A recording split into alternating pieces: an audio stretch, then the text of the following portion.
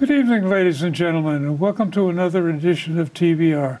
And I'm George Binns. And continuing on with the discussion of what's going to happen in the next 2 years, I've invited City Councilor at Large, the current and future City Councilor, Hannah Bowen. Welcome, Hannah. Thanks, George. It's nice to be back. Yeah. So, been a busy couple of years. A lot of things have on the burner. Yep. And things have hopefully get resolved in the next couple of years. Mm-hmm. And I've been following the different candidate discussions they had for the mayor, Yep. the two forums. Yep. And one of the things that came up is that we're talking about the Bass River overlay. Yep. And I didn't realize, but that thing's been kicking around for 25 years. Yeah. And right now it's back on hold again, because obviously with the bridge out, doesn't make much sense. Yeah. But assuming the bridge gets put in sometime in... One of these days. Yeah. What you're thinking about, what should really happen in that area? Because it got hung up the last time they had a discussion of whether, how many units should be in that area. Yeah. What do you think about the density should be? Yeah. So I think the reason that it's been part of the discussion for so long is that it is a really obvious, beautiful, and connected part of town that obviously was built up as industrial because of access to the water and sort of being close to downtown but a little bit outside. Yeah. For those same reasons, it's a great spot for public access to the water, for mixed-use development, for being able to walk to and from the train, the connectivity to Ryle Side. Like, it does make sense, I think, to look at how we're using that space and what we want it to be in the future. And to the question of density, I think there are a lot of fears around density, some of which I think we can just manage, and some of which we need to actually limit density because of. And so if it's things like parking and traffic that are causing fears over fitting more people into existing space, I think that can be managed in a lot of different creative ways. Yeah. It needs to be managed. We can't just say, oh yeah, no one's going to have a car or everyone's going to find a place for their car. We have to actively manage it. But, you know, I think we certainly can fit more residents in that space, but I'd like to see it be that sort of activated mixed-use space. I think in some of the discussions, there were proposals around, you know, putting in townhouses in addition to large buildings, trying to create, you can't actually dictate whether those would be home ownership or rental opportunities, but trying to create the incentives that you could have some of that be owner occupied, some of it be rentals, just sort of a mix of things, because that's what we need in town is more, you know, continuing to have variety of types of density and types of living spaces. But it's a prime area for development of, you know, a sort of smart neighborhood. Yeah, it seems to be the logical place to start with these multifamily dwellings. Yeah. Because it's the closest to the train station. Yeah, and it's also, it's right on the water. There's a flooding risk. Like, it's not the easiest place to build either. So I don't think it's ripe for just filling that entire from the train station to the water with, you know, 6-7 story buildings. That doesn't seem like a smart move. But yeah, it does seem like it's a good area to be looking at. The other issue that is coming up and being kicked around too is these auxiliary dwelling units. To some extent, it makes a lot of sense that, I know in my case, I got a fairly big house. Yeah. And if I didn't have the kids moving back already, I have the choice of either moving out to downsize someplace else. Yeah, for the same price these days. Yeah, that's the other half of the game. Yeah. No matter what you try to do, it's expensive. Yeah. So the ability to convert part of your space into rental space, I think that would help seniors who are depending an awful lot on Social Security and not much else. Yeah. So there's a lot of good reasons for it. but it isn't a slam dunk. Yep. So where do you feel? Yeah, so I've really appreciated over the last year some really robust discussion about this, where people have had an opportunity to raise any concerns they have. Unsurprisingly, things like parking and density come up. So we've been able to address those in the draft that's currently, it just came back from the planning board with their recommendations back to the council. It's on our agenda for tonight. And then I think we'll have one more hearing opportunity because of some of the changes that have been proposed in response to people's concerns.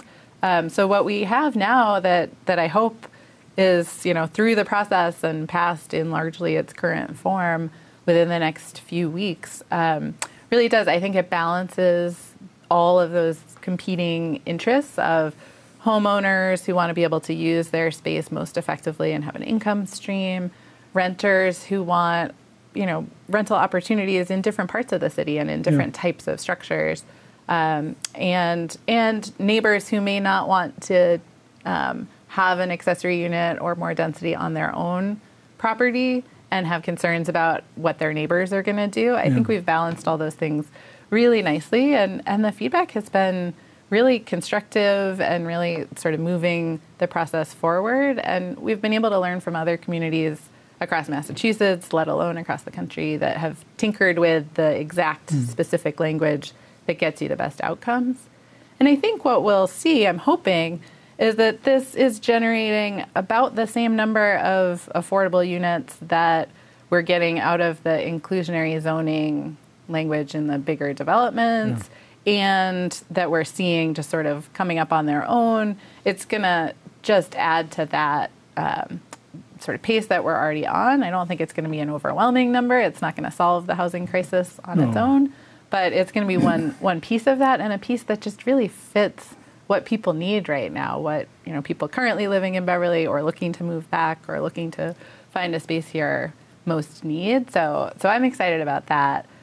And I think once we're through that process, we've already started kind of talking about a design standards change to our zoning to put in place a little bit more of the real, like, being able to protect the things about neighborhood architecture and feel that we like without artificially limiting redevelopment of properties or how people want to use that space. So I think that'll be a really productive conversation in the next couple of years too. What does the planning board recommend?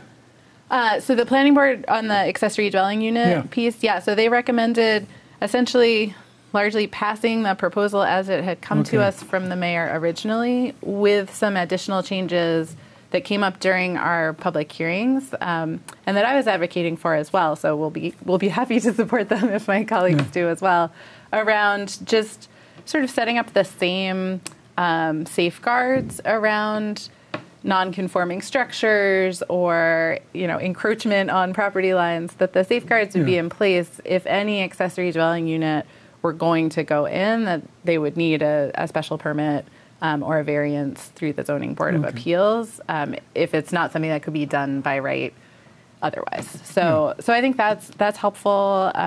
The ordinance would also ensure that there's parking, at least one reserved spot for any new unit.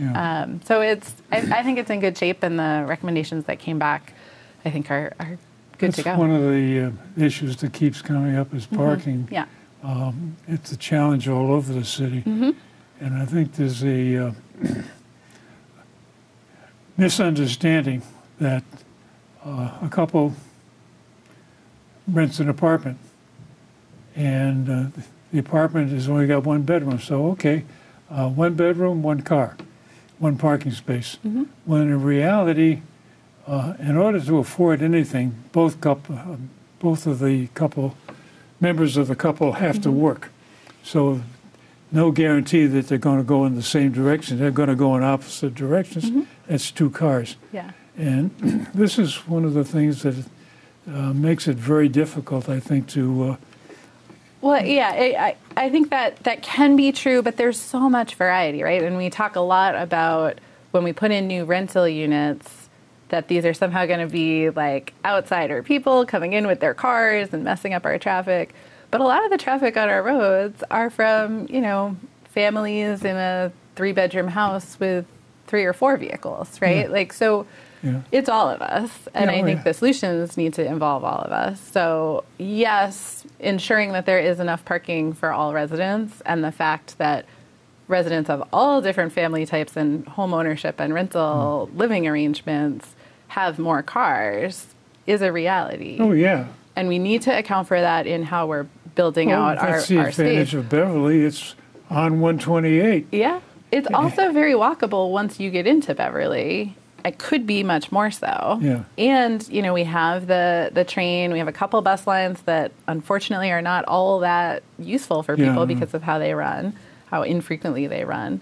But if we try to orient the city around, yes, you can use your car to get in and out of the city and to, do things that you have to hop on the highway, you can commute, you can get to some of the bigger, get out to the mall, things like that. But once you're in Beverly, you kind of park your car in one place and can get anywhere you need to go for the small day-to-day stuff on a shuttle, on foot, on a bike. Yeah. We wouldn't feel the traffic as much. Same number of cars, but it wouldn't be sort of cramping our lifestyle. Into the issue like downtown. Yep. You want to go shopping. You got to buy some groceries. Yeah. I walk from Rantoul Street to Stop and Shop sometimes. It's not the most scenic walk because, it's not. Whether we're investing in sidewalk infrastructure or not matters. But it gets me there. But that's because I'm now on that side of downtown. The rest of downtown's kind of, you got a couple of convenience stores to shop from. So it gets to be very difficult. Yeah. And so it's not yet a complete city in that within range of reasonable walking. Yep. You can't get to everything. Yeah. And keep hearing rumors that Walgreens is going to move out, so we'll be down to one pharmacy within walking distance, kind of thing. Yeah. So there's a whole bunch of issues I think that still need to be kicked around. But yeah, for sure. The other one that's surprised me is that the governor did in fact sign off on the charter questions. Yeah. So we got 3 questions. Yep. I think the third question of what do you do if a councilor moves out of the ward, that seems to be a no-brainer. Just let he, she, or she continue acting as a councilor to the next election. And obviously they can't run again for that position because they're not in the ward anymore. Yeah. But the other 2 are a little more interesting. One is a 4-year term for the mayor. Yeah. And the other is adding 2 more people to the school committee. And the city council approved these questions to go to the mayor, to the governor. And so what's your take on those? Why are they such a good idea? Yeah, so I was also part of the charter review process where every 10 years we take a look, see what's changed in the world and whether our kind of founding documents as a city reflect all of that. Yeah. So there were a number of other changes that we passed as a charter review committee, the city council passed, the mayor signed off on, and then we submitted to the state for the state legislature and the governor to sign off on that don't need to appear on the ballot because they were minor enough or in line with what was already there. Just typo corrections. Exactly, yeah. So a lot of those things I think are really important, but kind of behind the scenes. Yeah. These 3, because they would kind of fundamentally shift some things about our elections, those are big enough that they need to go in front of the voters to take effect. So they've been sort of contingently passed. Yeah. They will only go into effect if they're approved on this ballot on November 7th. It's just the next step in the process. Yeah. And so you're right. I think the piece about a councilor moving, we had discussions about that. It wasn't, just, this is obvious. It had been written a different way, and we proposed that change. And I think, largely makes sense, won't change a whole lot. The school committee, I think the biggest argument in favor of that change was to say the budget that the school committee is managing, the number of staff in the schools that the school committee's policies affect, the number of students that go through the schools, and the value to all of us in the city of those students getting the best possible education. warrants the same amount of care and attention and representation that the work of the city council does. Yeah. We have 9 people doing that work. The school committee has 7 currently, the 6 ward representatives and the mayor. Yeah. So adding 2 additional seats would bring more perspectives to the table, help share out the work across committees, which has grown over time.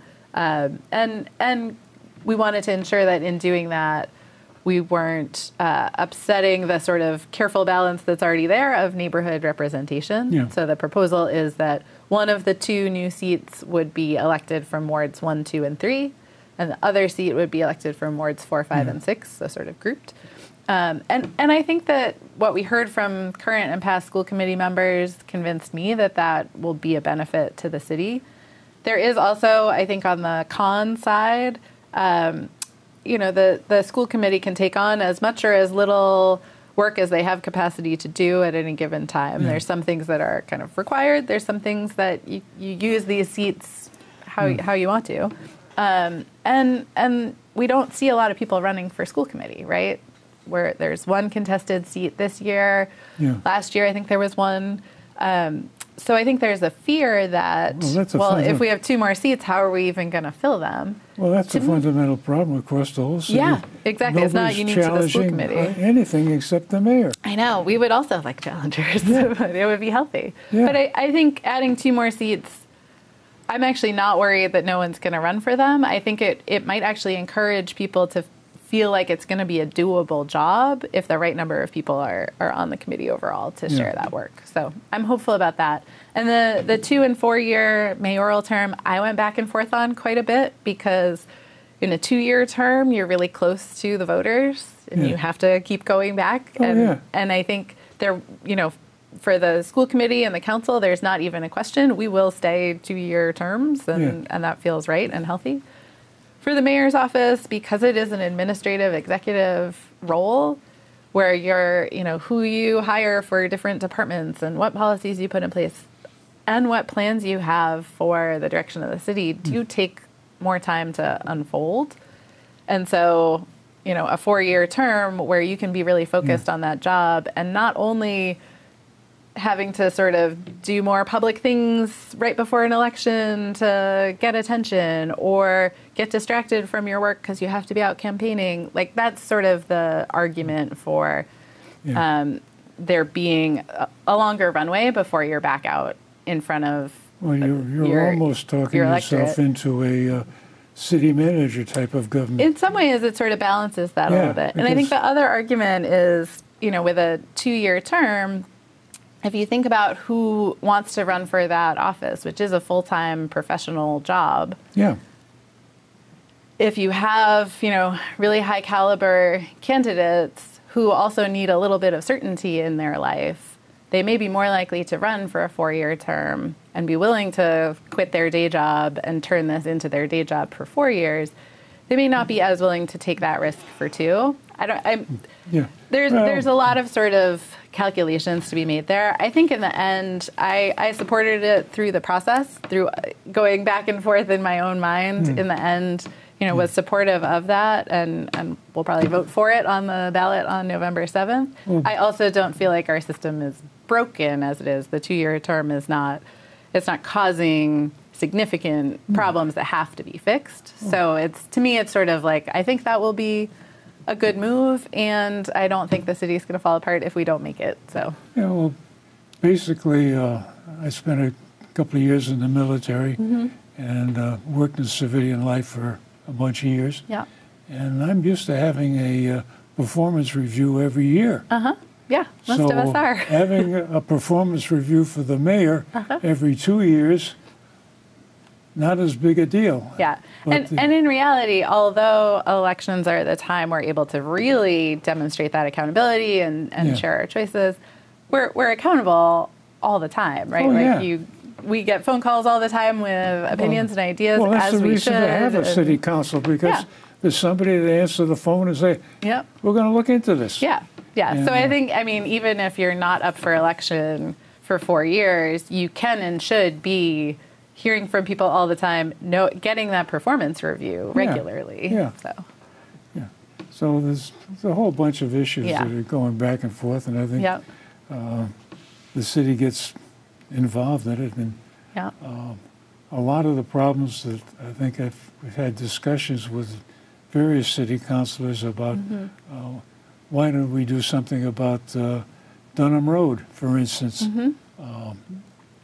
And it seems obvious that, oh, it's simple. Just extend Dunham Road up to Essex Street, and now you got two entrances to it. Well, you run into some problems, and I think Yeah. one of the things that I'm starting to register with is there's a whole bunch of bureaucracies out there, state and federal level. They're the ones that are getting involved in the bridge too, that there's nobody in charge that will tell each one of these little agencies, yeah, you got veto power, but you're not going to use it on this project. Yeah. We got to get this done now. Yeah. We have a timeline we're trying to stick to. And I've seen in the paper there was a truck, I don't know, it caught fire or did something in Pennsylvania, Oh, yeah. destroyed a bridge. Yeah. And the governor got On on I-95, I think, right? Pardon? On I-95. I-95, or one of yeah, the major yeah. highways. So it's sort of impacting a lot of people. Oh, yeah, all it at was an once. important. Yeah. And the governor got involved and said, fix it. And they did. Yeah. And I just see that kind of involvement missing. And I think you can recognize that the state has got a problem. When the first time we had the discussion with the committee from Mass DOT, they said, well, the reason we can't do anything about it is because we got 600 bridges that are in a similar shape. Yeah. Okay, I understand they got a problem. But at the same time, how do we get some action or some attention to our problem? Yeah. Because to us in Beverly, it's a major problem. Now to the big state or because it's not I-95, Right. it just can't get attention. So, Yeah. so I can perceive that if I was in your position or some of the other councilors, it'd be very frustrating. You're getting phone calls, "Oh, fix the bridge." Yeah. Why I would love not? to. Yeah. Yeah. No, it's true. And I mean, I think about it as, yes, there are all those layers of bureaucracy, and we are the ones in charge of all of those ultimately, right? Yeah. So in the same way that we hold a city councilor or a mayor accountable in Beverly, we are voters in Massachusetts. We also, have sway over our federal representatives. And so I think it's about activating all of those levers that we have. And it sounds like the last month or so, there's been some movement on really having everybody at the table and talking about how can we shorten the timelines. And so I think that's what's needed, and that everyone who's calling the city should also be calling our state reps, should also be calling our congressmen, should also be calling our senators, and trying to apply that pressure, because they do all work for us in the same way that the councilors and the mayor do. I guess,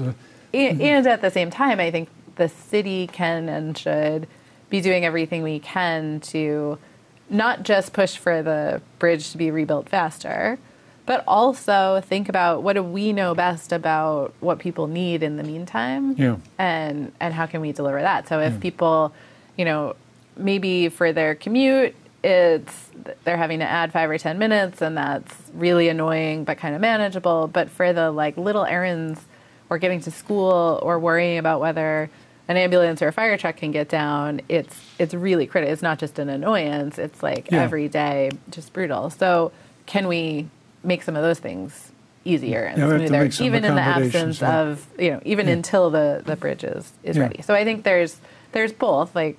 We collectively need to be pushing on all those other involved and responsible parties, but also what else can we do to just make life a little easier on people who are impacted? So. One of the things that came out of the last forum was the mayor was talking about the budget and things, and he made the comment that balancing the budget is dependent upon new growth. Yep. and had a discussion with Brendan Sweeney a while back, and he explained new growth. And Yeah. okay, and Good. So I'm not on the hot seat to explain you. no, Great. between that and free cash, Yes. they're kind of terms that get thrown around, and the idea. But I guess the basic message on new growth is before a building gets officially put on the title rolls, it still can be charged for taxes, which is essentially what the new growth. It's taxes on a building that just got put up or an addition that got just put on before it actually hits the big register. Okay, that's fine. But the concern that we have to keep having new growth to balance the budget, does that imply that we're going to, as a city, push to build more buildings of the type that are on Rantoul Street? Yeah, no, it's a great question. I think you're right that a lot of the terms we have to use or choose to use in city government can be more confusing than helpful at times because they sort of imply one thing and actually we're talking about a whole range of things. So new growth is a good example because people hear new and growth and think 6-story building, shiny windows, all of that. But really it is any new value that properties are, either, as you said, sort of an addition on a house increases the value of that property. Yeah. And so when we're then, taxing based on the value of the property, that is new growth that someone created value in the city and the city now is taxing at that higher value. Yeah. So it doesn't necessarily mean new large developments. It just means continuing to improve the quality of property in the city and incentivizing that in a lot of ways and making that easier in whatever ways we can. And it's not just Beverly. So this is an issue across Massachusetts because of the Proposition 2.5 limits on how we do property taxes. Yeah. And our city budget, when we're negotiating with unions, which that's going to be coming up with in this next year, they're not looking for 1% a year cost of living increases. The cost of living has gone up far more than that. Yeah. So in order to, a lot of our budget is people, and a lot of people need more than 2.5% increases in their salaries every year, and yet we can't increase property taxes, which are the largest percentage of our overall revenues, more than 2.5% at the sort of current value of the properties. That's where the new growth makes that difference. But it can take lots of different shapes and forms. And, we're not just taxing residential properties, right? We're taxing commercial properties, too. Yep. So how we attract successful businesses that raise the value of the property they're in, that's also part of the equation. So. Well, we've had our half hour of fun. It goes fast. Does it ever? And there's a lot of things to talk about. And ladies and gentlemen, thank you very much for watching. And if you've got any comments, my email address is after the credits. And if you think you have something to say, there's room for you at the table there. Thanks for watching, and we'll see you next time.